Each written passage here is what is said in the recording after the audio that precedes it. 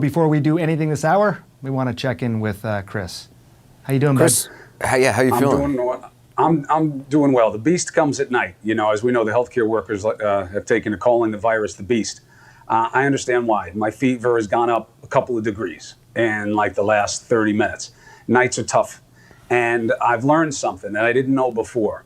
It is responsible journalism to say that 80% of people who get this statistically wind up okay, meaning they don't go to the hospital, they get through it.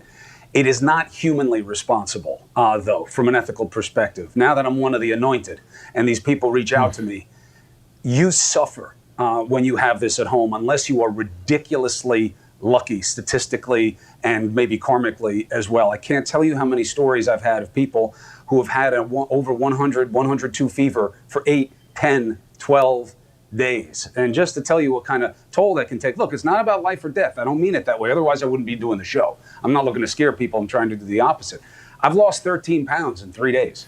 Wow. Now, I'm a big guy. I started off at 230 pounds. My wife is feeding me like, you know, we were still in the dating phase. You know, so it's not like I'm hurting for nutrition.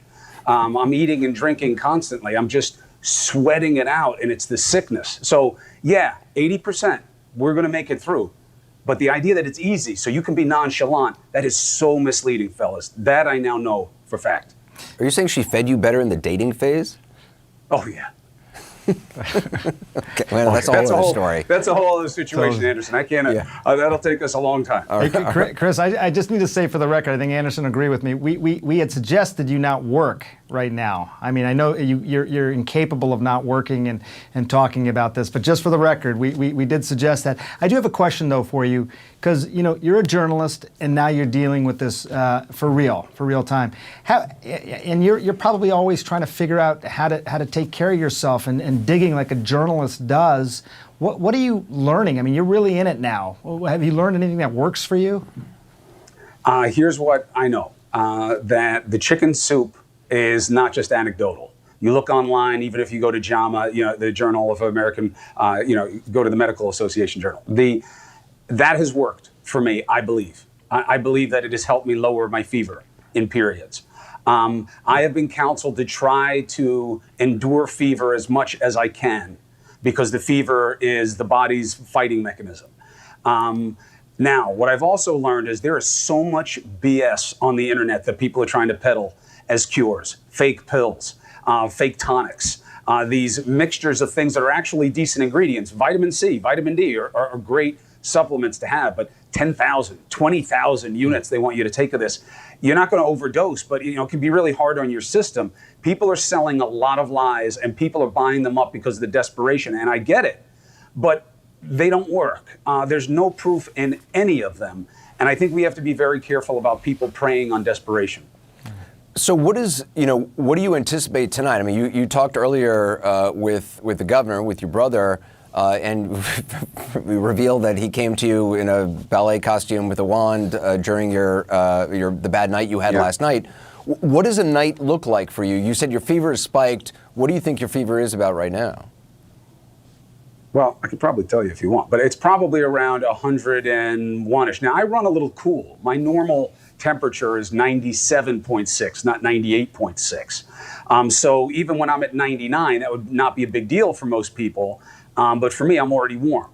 So what happens is at night, you know, your body temperature goes up in the late afternoon anyway. This is anybody with a kid, knows that dance. But I will get pain in my face now, headaches, profuse sweating. Literally, my vision in my left eye is a little blurry from pressure, from sinus pressure, and some manifestation of the virus. I've talked to several clinicians and experts in this. They've all said it's a very common thing. And then you can't sleep because you have a fever. And you have these wicked phantasmagorical experiences that are not dreams. When I say I saw my father sitting on the end of the bed, I would have gladly raised my hand as an affiant and testified to it under oath easily. Why? Because the fever, because your body's all screwed up. So what I'm saying is, yeah, I'm going to make fun of some of this stuff, but it isn't funny when you're living it for people. And I do not mean to dismiss their pain. I'm just trying to help people not be too spooked, because everybody's so spooked about getting this that if I get it, what will happen? You'll survive.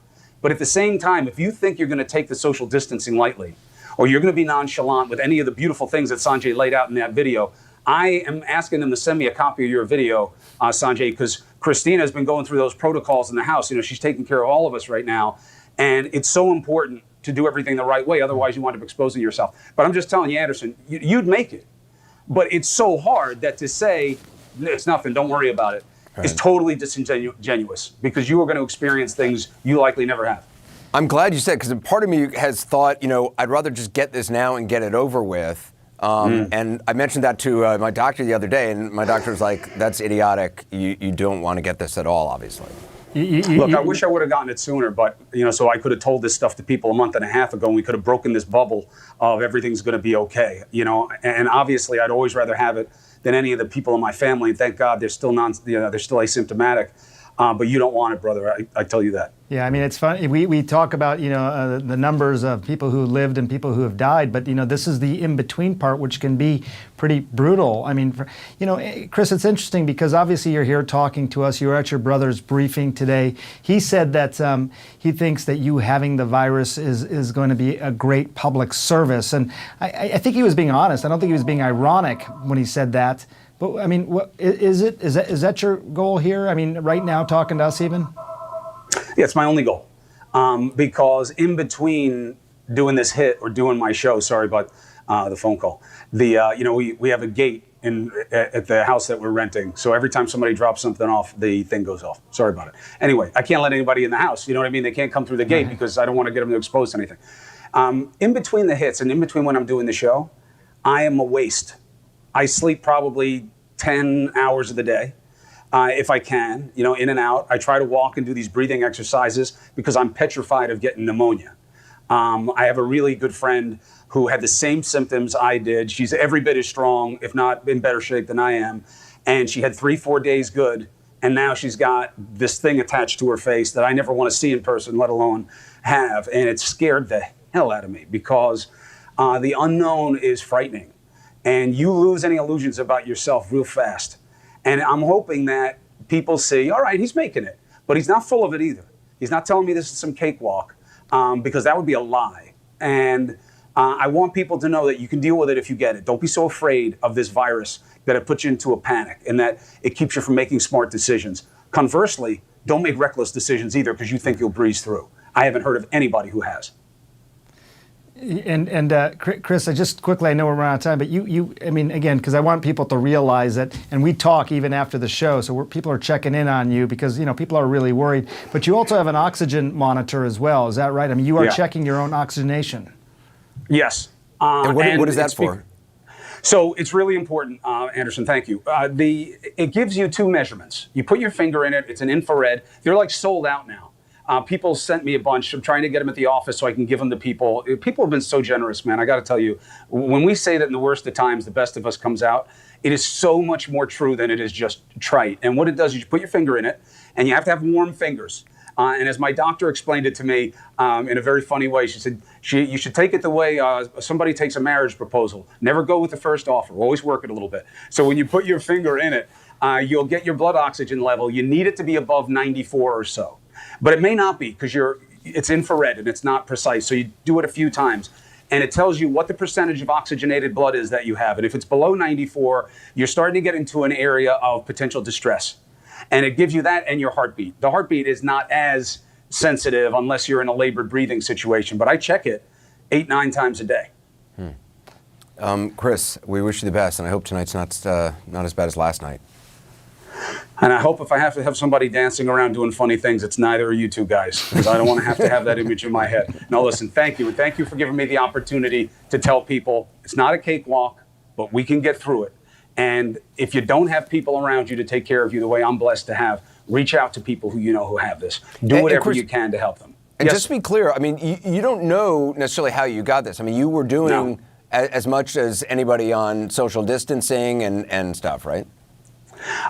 Probably no, because of the job. You know, I mean, I was talking to a lot of people and going to places, and I was not thinking that I wouldn't get this. I thought I would get it.